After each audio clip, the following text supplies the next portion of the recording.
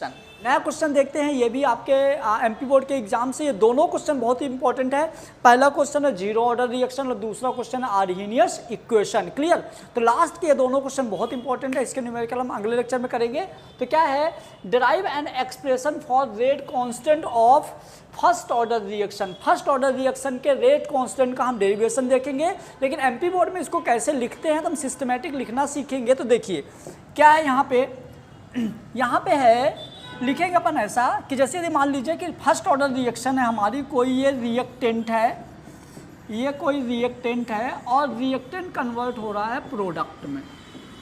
कोई रिएक्टेंट है और रिएक्टेंट यदि प्रोडक्ट में कन्वर्ट हो रहा है तो यदि हम रेट ऑफ रिएक्शन की बात करें डायरेक्टली प्रोपोर्शनल टू रिएक्टेंट, और यदि ये फर्स्ट ऑर्डर रिएक्शन है इसका मतलब m plus n equal to 1 होगा और इसकी यूनिट होगी second inverse. Clear? First order reaction के लिए तो जैसे मान लीजिए कि ये r इक्वल टू प्रोपोर्शनल हटेगा तो आ जाएगा k की पावर 1। तो r equal to k r की पावर 1 ये होता है फर्स्ट ऑर्डर रिएक्शन, और यहाँ पे हम r equal to dx by dt भी लिख सकते हैं। Clear?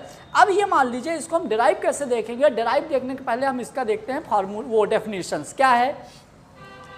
The reaction in which rate of reaction depend upon the concentration of 1 mole are called first order reaction. मतलब जो रिएक्शन होता है रेट कांस्टेंट के, रिएक्शन जो होता है कंसंट्रेशन ऑफ रिएक्टेंट के डायरेक्टली प्रोपोर्शनल होती है, जो कि इसके 1 मोल हमको यहाँ पे लेना है क्योंकि फर्स्ट ऑर्डर रिएक्शन है। तो r directly proportional to concentration of reactant, proportional हटेगा तो कांस्टेंट के आ जाएगा, के के ऊपर पावर 1 हो जाएगा और r equal to dx by dt हो जाएगा। इक्वेशन फर्स्ट हो जाएगा, इक्वेशन सेकेंड हो जाएगा। अब अपन इसको एक इक्वेशन लेके समझते हैं।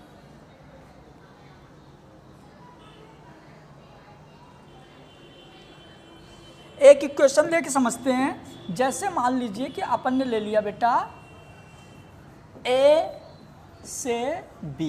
मान लीजिए t बराबर 0 समय पर कंसंट्रेशन है A और 0, t बराबर t समय पे t2 समय पे इसकी कंसंट्रेशन A माइनस x, इसकी x। Clear?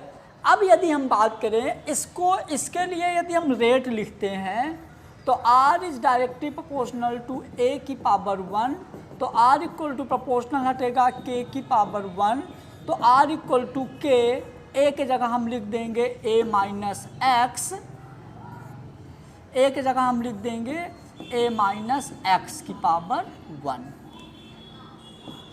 a minus x की पावर 1, इक्वेशन फर्स्ट। दूसरा, और रिएक्टेंट का कंसंट्रेशन कम होता है विथ रिस्पेक्ट टू टाइम, इस वजह से यहाँ पे क्या आ जाएगा, माइनस आ जाएगा। क्लियर? Equation second. फर्स्ट और सेकेंड को इक्वल कर दो यहाँ पे, तो ये हमारा क्या हो जाएगा, फर्स्ट और सेकेंड को जैसे आप इक्वल करोगे तो के ए माइनस एक्स, हमने इसको उठा लिया, इक्वल में कर देंगे minus d x by D T. अब क्रॉस मल्टीप्लाई कर दो, तो क्रॉस मल्टीप्लाई करेंगे तो के डी टी यहाँ हो गया minus d x upon a minus x, हमने नीचे ले लिया। क्लियर? अब इन दोनों में हम लेंगे लॉगरिथम, मतलब सॉरी पहले लॉगरिथम के पहले इनका हम लेते हैं इंटीग्रेशन, है ना। तो ये हो जाएगा, देखो ये हो जाएगा, जैसे आप इसको इंटीग्रेशन लोगे तो k d t equal to minus d x by a minus x.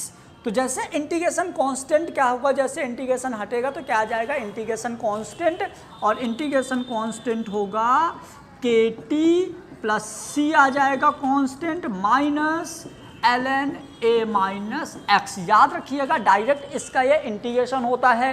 तो यहाँ पे कंडीशन है,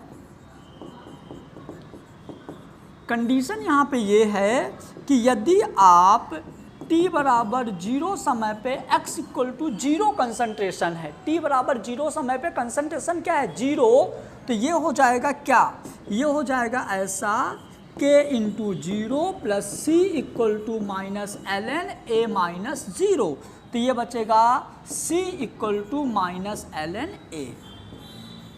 इसकी वैल्यू अब अपने को पुट करनी है कहाँ, इसकी वैल्यू आप पुट करिए इस इक्वेशन में जिसको हमने दे दिया इक्वेशन थर्ड। क्लियर? अब c की वैल्यू आइए इक्वेशन थर्ड में पुट करते हैं। सी की वैल्यू अपन इक्वेशन थर्ड में पुट करते हैं।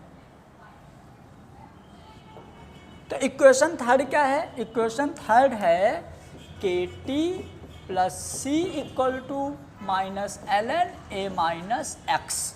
तो के टी सी की value minus l n a equal to minus l n a minus x, minus उधर जाएगा तो प्लस का हो जाएगा। तो k t equal to l n a minus l n a minus x. Clear? अब log का फार्मूला होता है माइनस डिवाइड में चला जाता है, तो इसको आप डिवाइड में कर दीजिए। K t equal to l n a upon a minus x, और एल एन की वैल्यू होती है 2.30, और एल एन की जो वैल्यू होती है ना, लॉगरिथम एल एन की वैल्यू होती है 2.303 लॉग बेस 10। तो ये हो जाएगा हमारा यहाँ पे k t equal to minus 2.303 log 10 a upon a minus x. यहाँ पे इसकी ये वैल्यू हो जाएगी। अब आप जैसे के लोगे तो आप क्या करोगे, के लिए आप टी को नीचे ले आओ, तो के इक्वल टू हो जाएगा minus 2.303 upon T log A upon a minus x. Clear? तो ये हो गया रेट कांस्टेंट का formula for first order reaction. यहाँ पे आप सब कुछ लिख दो कि के क्या है, rate constant for first order, A है initial concentration, A minus X है आफ्टर टी टाइम कंसंट्रेशन, है ना, और टी यहाँ पे है टाइम। तो ये सारी चीज़ें आप यहाँ पे लिख दीजिए। अब इसी का जो फर्स्ट ऑर्डर रिएक्शन होता है, फर्स्ट ऑर्डर रिएक्शन का आप देखोगे हाफ लाइफ पीरियड बनाएंगे, half life period for first order reaction. Half life period for first order reaction. तो हाफ लाइफ में सब कुछ आधा हो जाएगा। कैसे आधा हो जाएगा? तो देखिए यहाँ पे आपका जो समय है ये हो जाएगा टी हाफ, जो कंसंट्रेशन है ये हो जाएगा A/2, इनिशियल कंसंट्रेशन की आधी।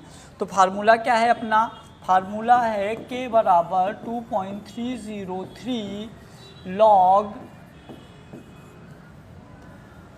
फार्मूला है K बराबर 2.303 log A upon A minus x. Clear?